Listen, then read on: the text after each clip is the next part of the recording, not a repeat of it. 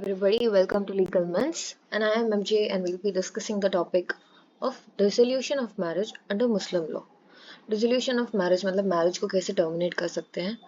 It can either be by death or by divorce, or by divorce, which can be categorized as husband divorce दे सकता है, wife divorce दे सकती है, या दोनों mutually एक दूसरे को divorce दे सकते हैं, या under law which is by judicial degree under dissolution of marriage act of 1939।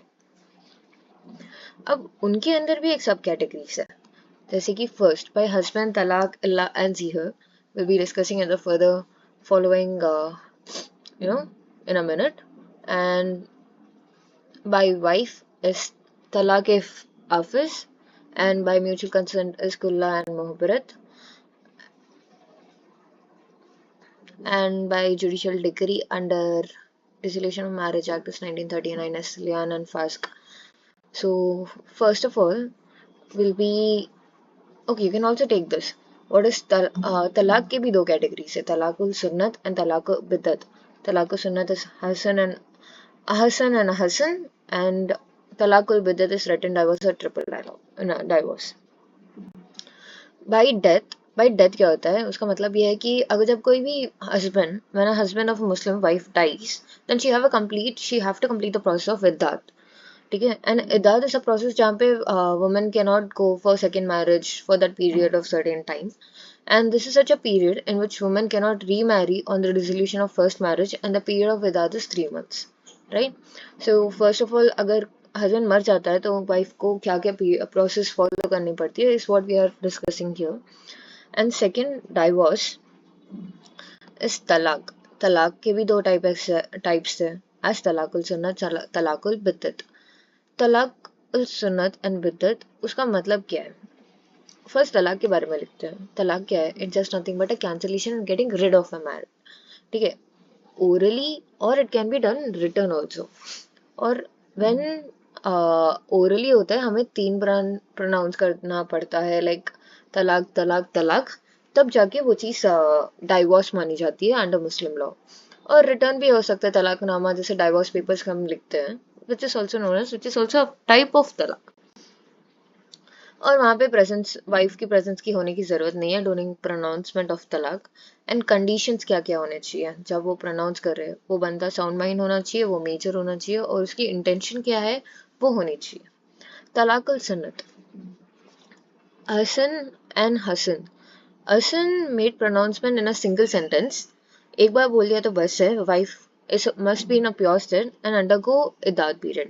So husband cannot have a sexual intercourse during the iddat period and can be revoked before the completion of iddat period. वो revoke भी किया जा सकता है अगर मतलब इदात period के खत्म होने के पहले 3 महीने उनको टाइम मिली जाती है उस डाइवोर्स को कंप्लीट ना होने के लिए. एंड हसन क्या होता है? जैसे हम पहले बोले करके वहाँ पे एक सिंगल सेंटेंस एक बार बोलने से I divorce you it's enough. हसन में उसे 3 बार बोलना पड़ता है, तलाक तलाक तलाक. बट वो तलाक तलाक तलाक के बीच में एक पीरियड टाइम होता है विच इज नोन एज तुहुर. ठीक है, वो तुहुर क्या होता है? वो 3 स्टेट ऑफ प्योरिटी, मतलब मेंस्ट्रुएशन के जो गैप होते हैं उन गैप के बीच में हर 3 पीरियड्स में उन्हें बोलने, मतलब हर समय उस पीरियड में उन्हें बोलने पड़ते हैं. So in the case of non-menstruating wife, the pronouncement should be between 30 days of interval, right? So no cohabitation should take place during the 3 period of tuhur, or else it'll be revoked. The talaq would be revoked. Then second is illa. अगर मैंने भगवान की कसम खा ली कि मैं तेरे साथ कभी सेक्सुअल इंटरकोर्स नहीं करूंगा, right, leave her to observe with that.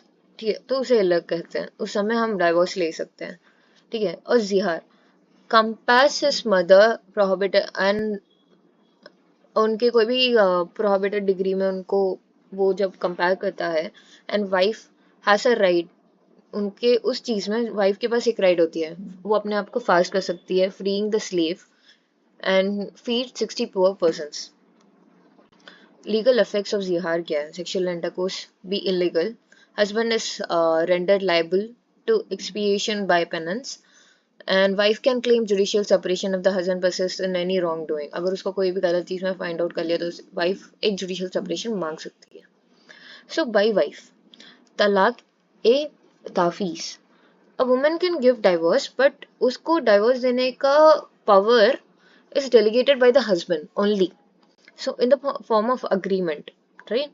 And खुला क्या होता है? खुला is given from the side of wife only, but accepted by husband, and they have to observe the period of without.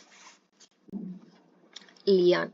Lian is nothing but and there's one more case which is Saira Banna versus Union of India. Please go through the case and you can write the judgment or anything which is relevant. If you want to mention any case laws, it'll be very, it gives, for your question, it gives how deep you know about the same question. So please do mention the cases.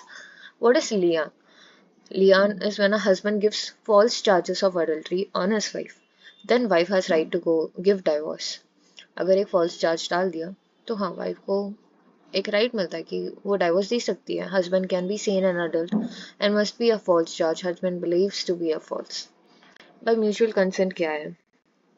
मुआबरत. मुबारत is both the parties is request to dissolve marriage.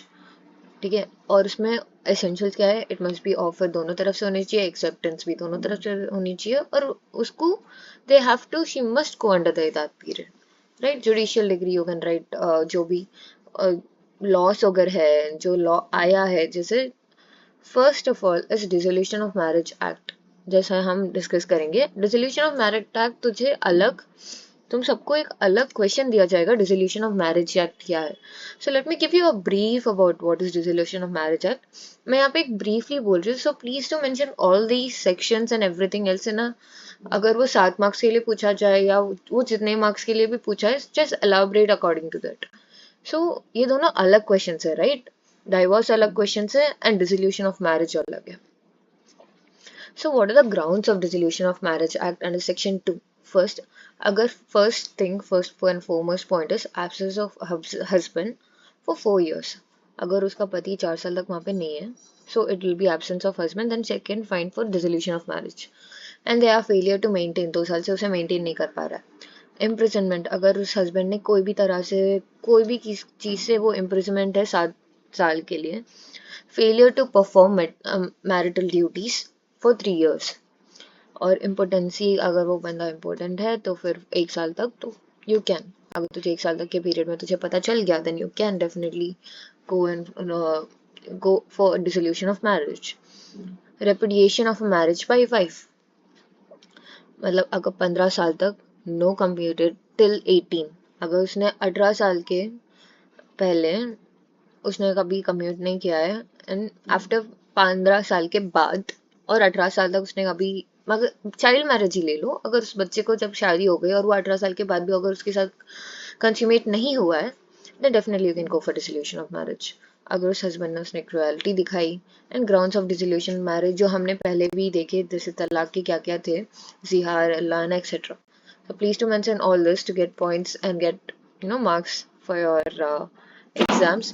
All the best, and thank you everybody for watching this videos. Please do like, share and comment. Hope to see you in our next videos. Bye. Thank you.